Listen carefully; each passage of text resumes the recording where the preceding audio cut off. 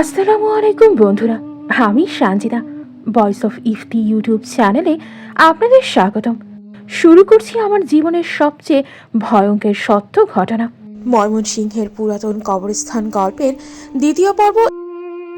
দাদি কাঁদতে কাঁদতে বলল, 50 নম্বর কবরটা ঘুরে চাবি বের করলেই রাকিবের কাজ শেষ।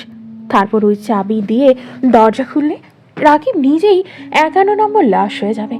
গুপ্তধন পাহারা দেবে কিয়ামত পর্যন্ত। ওই রাত থেকে রাকিব ভাইয়ের শরীর শুকিয়ে যাচ্ছে, চোখের নিচে কালি। 22 বছরের ছেলে, কিন্তু দেখলে মনে হয় 40 বছর।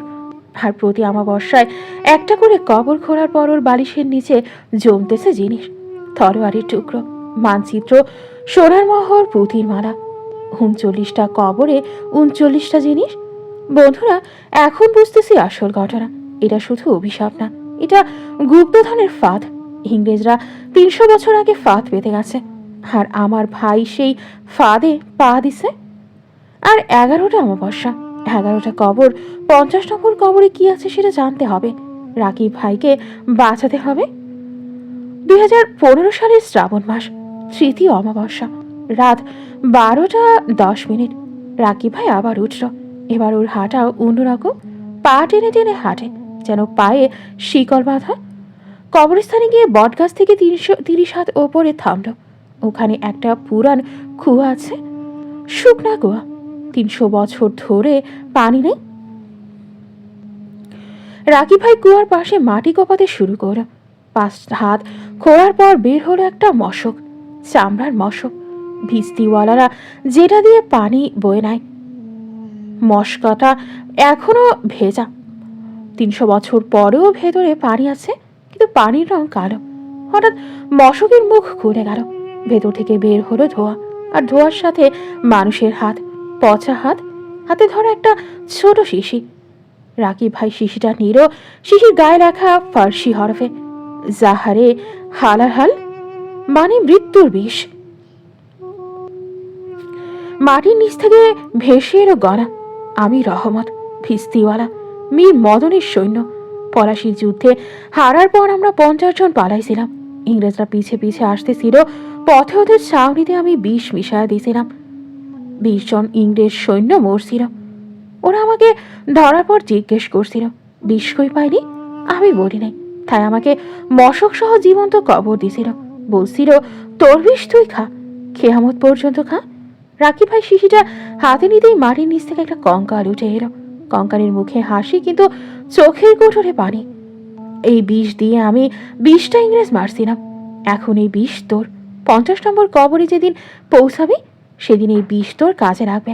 নিজেকে বাঁচাতে হইলে এই বিষ খাবি, নইলে গুপ্তধন তোকে খাবে। এই বলে কঙ্কালটা ছাই হয়ে গেল।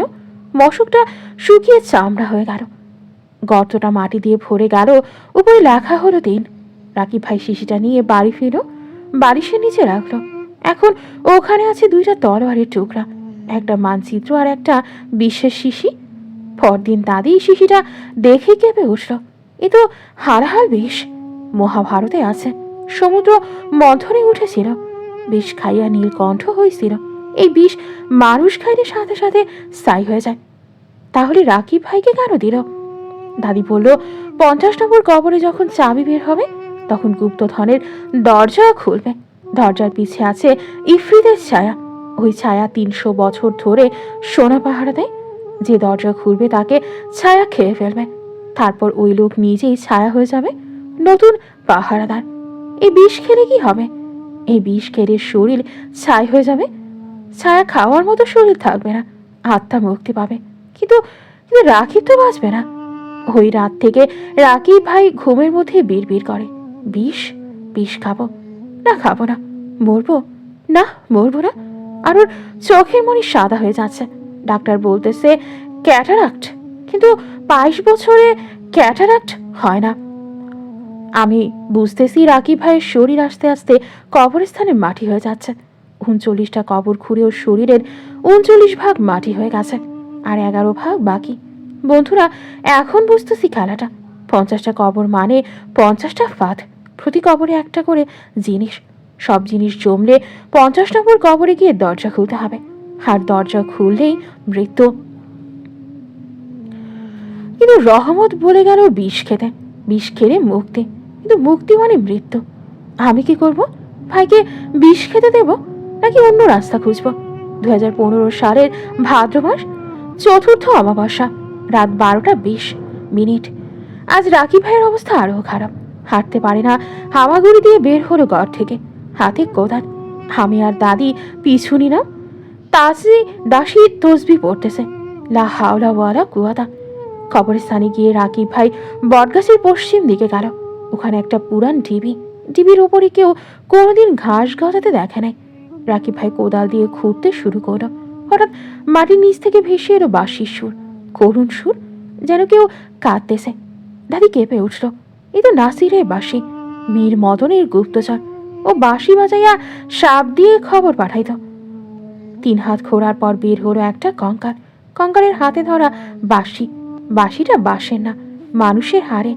কঙ্কালটা কথা বলে উঠল, আমি নাসির, বাঁশিওয়ালা। 1757 সালের আষাঢ় মাস। আমরা 15 জন পালাইয়া শম্ভুগঞ্জে আসছিলাম।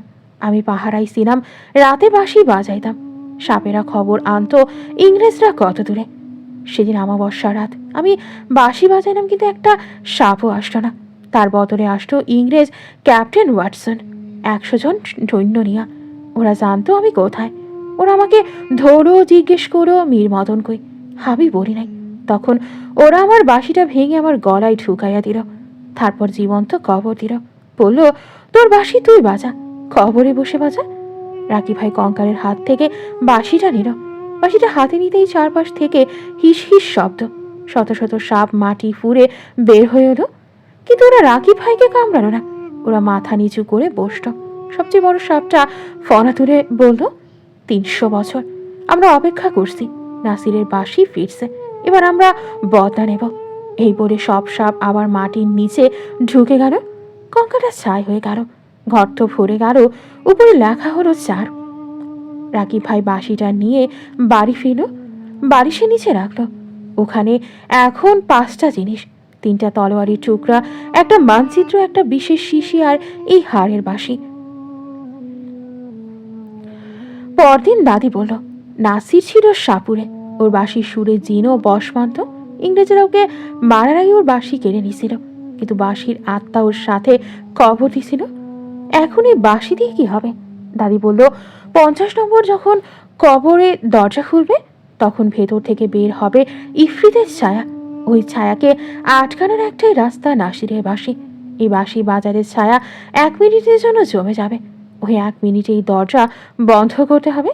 কিন্তু বাঁশি বাজাবে কে? দাদি আমার দিকে তাকালো, তুই? রাকিব তখন দরজার সামনে থাকবে। ও বাঁশি বাজাতে পারবে না, তোকে বাজাতে হবে।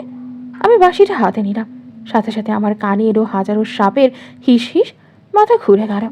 ওই রাত থেকে আমার স্বপ্নের সাপ আসে, বলে, সাজিদা বাঁশি ঠিক, না হলে তোর ভাই মরবে 50 নম্বর খবরে। রাকিব ভাইয়ের শরীর আরো খারাপ। এখন ওর চামড়া ফেটে যাচ্ছে, ফাটা জায়গা দিয়ে মাটি বের হয়, খবরের মাটি। বন্ধুরা, এখন আমার হাতে বাঁশি, রাকিব ভাইয়ের হাতে বেশ, বালিশের নিচে মানচিত্র আর তলোয়ার। সব জিনিস এক এক করে জমতেছে। 50টা হলে খেলা শেষ। আমি কি পারবো বাঁশি বাজাতে? 1 মিনিটে কি দরজা বন্ধ করা যাবে? হাকিম সালেহের কবর, যার কাছে ছিল মৃতকে জাগানোর তাবিজ, কিন্তু সে নিজে মরে গেল জীবন্ত কবরে। আপাতত ময়মনসিংহের পুরাতন কবরস্থান গল্পের 2য় পর্ব এখানেই শেষ। 3য় পর্ব আসছে খুব তাড়াতাড়ি। 3য় পার্ট শুনতে আমাদের ভয়েস অফ ইফতি ইউটিউব চ্যানেলটি সাবস্ক্রাইব করে অপেক্ষা করুন। গল্পটি কেমন হয়েছে কমেন্ট করে জানাবেন। ধন্যবাদ সবাইকে।